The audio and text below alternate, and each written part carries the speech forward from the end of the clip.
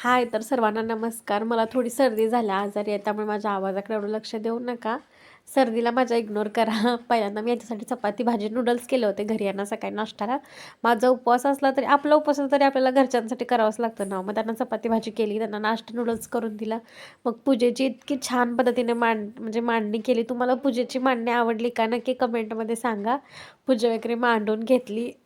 त्यानंतर ना मी नवीन शेगडी घेतली होती, तो मला फोटो सापडला. हे बघा कशी आहे शेगडी, थोडाच आलाय. त्यानंतर संध्याकाळी जेवणाची तयारी करायला लागली. मग संध्याकाळी पुरणपोळ्या केल्या होत्या मी. जेवायला छान चालत्या, कशी फुगल्या बघा ना पुरणपोळी. असतं ना की नाकच फुगवता नाही येत, पुरणपोळी पण फुगवता येते, तसं येते. छान झालती पुरणपोळी, पण खायला वगैरे भारी झाल्या होत्या. कसं वाटला व्हिडिओ नक्की कमेंटमध्ये सांगा. थोडी सर्दी झाल्या त्यामुळं जरा हे करा. थँक्यू.